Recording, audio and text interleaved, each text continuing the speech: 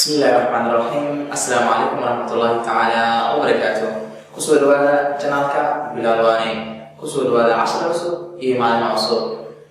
Sidaan ognahay maadooyinka isku yidhaahdan TV-ga marka aan joognay dugsigeenii hoose ama dugsigeenii dhexe waxaan kusoo qaadanay maadooyin dhowr oo laisku geeyey oo laisku yidhaahdo science. balse marka aan noqonay dugsiga sare maadooyinkii way kala baxeen way dhawateen sida maadada biology, sida maadada chemistry-ga iyo maadada physics-ka.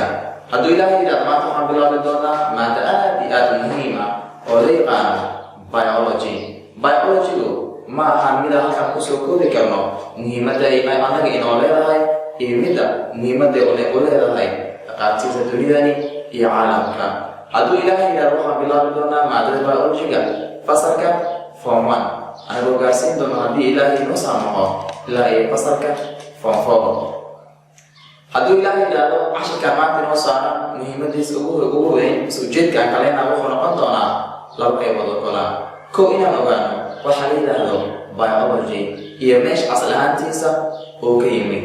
waxaan ogaan doontaa qaybaha uu leeyahay biology-ga way fara badan yihiin balse waxaan ogaan doonaa qaybaha ugu waaweyn oo uu leeyahay maadada biology-ga. ila keena sabuurada. Introduction to biology. Hormaha uu leeyahay biology-ga.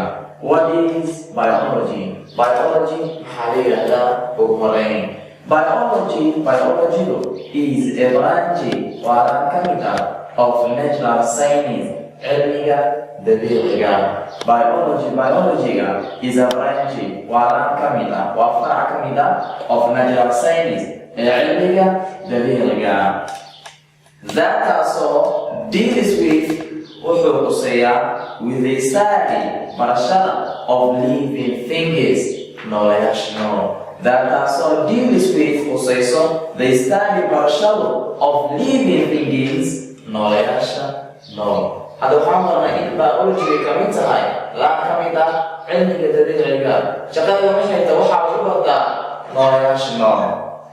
The science cilmigu which also deals with quseysa the study barashada of living objects ashyaada nool and their life process iyo xanaanaloodkooda iskole ayaa waxaa lagu yidhaa biology. The science cilmiga which also deals with quseeya the study barashada of living objects shayaasha nool and their life process iyo xanaan nololoodkooda iskooled ayaa lagu yidhaa biology.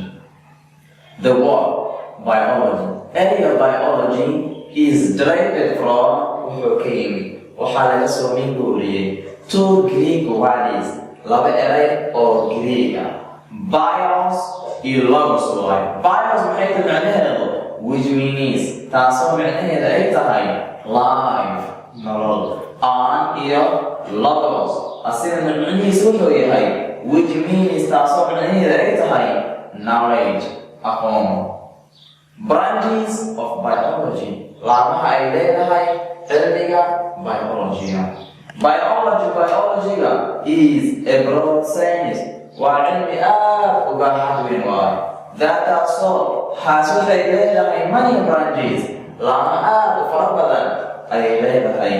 biology is a broad science waa cilmi aad uga hadweyn waayo taasoo leh laama aad u fara badan.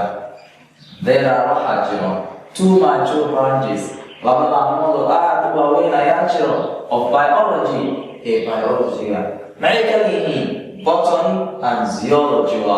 botany maxaa la yidhaahdaa marka is a branch waa laan ka mid ah of biology ee biology-ga which taasoo deals with quseysa the study barashada of plants dhirta.